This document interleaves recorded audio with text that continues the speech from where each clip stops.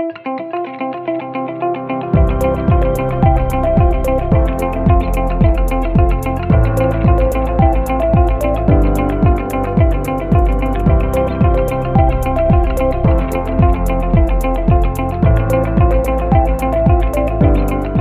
I'm Kieron Moran and I'm one of the directors of Moran's Mega Jam based in Ballinya here in Cavan. Well, originally we started in 2010 and we started off at the farmers market here in Cavan. And as you see today in SuperValu, SuperValu's been a big part of our success story. So we were working away at the farmers market and I happened to meet Sean Tarpey, who owns this particular SuperValu, and he came along and said, I love the product, but I don't like your packaging and I don't like wherever else that you had there. And he said, if you change that, you can have my store. I said, well, sorry, who are you? And he said, I own the 2 local SuperValus and you're very welcome to stock your product in our stores. And that's really how it started for us. We'd never intended it to start off as a business. It was sort of a hobby, really, as I trained as a chef and I just really wanted to stay in the food side of the business. Well, the Food Academy was giving us a platform that we wouldn't have necessarily had otherwise. So as you can see in the dedicated stands in every single SuperValu now, they have for all the local Irish suppliers. Now we already had about 20 SuperValu stores when Food Academy came along. But it's been really beneficial to our business because it meant that we are now stocked in 220 SuperValus across the entire country. So we're now in every county in Ireland representing Cavan, which wasn't something that we were always able to do. The local enterprise office here in Cavan has been really beneficial to our business. From the very beginning when we went to them, they were able to give us mentoring to say, look, this is what you need to do in order to set up the business. But when we decided to move from our home, which is where originally we made all the jams, to a purpose-built unit in Ballinya. Now it's not a factory by any way, but it's a small kitchen. Our local enterprise were fantastic in coming out and helping us to design the building, telling us what we needed, giving us the supports financially that we needed, like grants and that sort of thing. But the mentoring has really been successful and even ongoing. Like lately we had our local enterprise office helping us develop our website and stuff like that. So they've been beneficial there from the very beginning. Our business has increased. We've now up to producing about 1,000 jars a day, and yet we still do it the old-fashioned way. We have a pot and a wooden spoon and we still fill every single jar by hand. It just meant that we were able to increase the staff levels that we've had, and we're now producing more and more jams throughout the year. Hi, my name is Charlene Brady and my company is Charlene's Wholesome Pantry.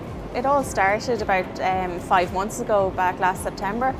I've always had an interest in food and nutrition anyway, but it was just, I found that when I was looking for a snack, there was very little in the way of healthy snacks available or on the shelves. You're just bombarded with the high sugar, high fat foods. So I started making up my own at home and bringing them for lunch and whatever. And then I thought other people seemed to be getting interested, family, friends were tasting and liked the taste. So I started bringing them to the farmers market up in Virginia. It allowed me to get other people's feedback, and there was a very positive response to the products. And then the repeat custom kind of gave me the encouragement to go forward with the idea and keep going. So that's how it started, really. Well, I'd heard of the Food Academy. Basically, I've seen it at local events such as Taste of Cavan, and it always it got me interested. I got speaking to other people that were on the Food Academy and their experiences were very positive. So I contacted the local enterprise office to see would my products be suitable for the programme, and they encouraged me to apply. So that's how I heard about it. Yes, the Food Academy has assisted me with getting into shops. I have been approved for 7 SuperValu stores in the Cavan area, so it has been brilliant in getting my products to market. It's also given me the chance to do demonstrations in store, which has been really good. Again, getting more feedback on products and getting to know what the customer is really looking for. And the next step then is to apply for financial funding, which will help me progress with my business, allow me to purchase the necessary equipment I need to increase the volumes and get to more shops in the future. My name is Paul Farelly. I'm the owner of Drummully Boxty, Drummully in County Cavan. We started back with a hand grater made by my father. Peeled the potatoes by hand on a milking stool into a creamy can. So it really is what you started. It started from zero because there's nobody else making. Everybody made Boxty that time for themselves, but nobody made Boxty actually for commercially to sell. So we were the first actually. Any of the we were the first people to start commercially making Boxty in Ireland.